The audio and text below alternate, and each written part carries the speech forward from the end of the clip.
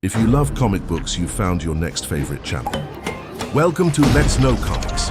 We are looking at the story of Victor Von Doom, and today we are covering the 5th issue of the Books of Doom.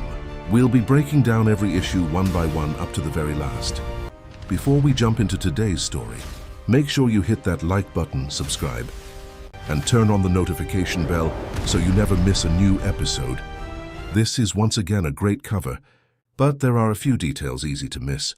First of all, the somewhat creepy image of Doom holding a baby. But also we see the people are tearing down the statue of the previous Latverian leader. Doom makes his return to Latveria, starting with freeing some prisoners. If there's someone who excels at badass boasts, it's Dr. Doom. Unlike the previous issues, the situation allows for some action, which, considering the context, means Doom curb-stomping everybody. Turns out the entire reason Doom freed the prisoners was to spread word that he's back. In case you're wondering, wait, why does Doom need any of this? So he explains. He also recruits Boris in a scene that has been shown in other retellings of the origin that we haven't covered in the retrospective yet. In addition to Boris, he also gathers all the surviving members of his clan. He wants their support to spread his legend. But there are some disagreements. Not for long. Though we are informed in one of the interview inserts that the guy Doom just murdered in cold blood was a close friend of his parents. If that's not cold enough for you, he makes the rest of the clan bury him. Boris is not the only old acquaintance to witness Dr. Doom for the first time. I just love this rendition of Doom's mask hidden in the shadows. This is technically the Dr. Doom of the 60s stories, so it's quite fitting for him to be at least a bit sexist.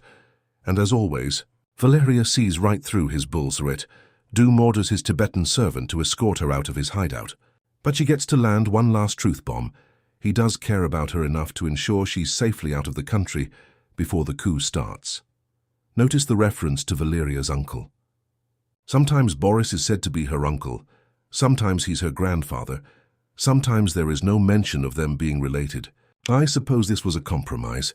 Only in Latveria you can have modern soldiers, bandits on horseback and murder robots in the same army.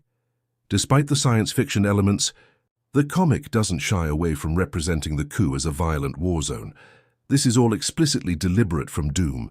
He doesn't want the people of Latveria to see him like just another despot, but one of their own taking back power for the common people. Doom delivers a personal message to the king via a miniature holographic projector. There's a bit of house cleaning regarding the Latverian monarchy. The problem with the original story is that Baron is a rather low title of nobility, so it didn't make much sense that Latveria's monarch was just a Baron. In the new version, the current king was a Baron when he caused the death of Doom's father, and later ascended to the throne as king, presumably because there was nobody else with a higher title in line for the throne. Still a bit unlikely, but not impossible. Doom threatens the king to kill him if he doesn't surrender, and of course the king refuses, which is exactly what Doom planned. Classic Dr. Doom, he's not technically lying. And so we end with Dr. Doom vowing to take Latveria. That will be next issue, which will conclude both this mini-series and the origin section of the retrospective.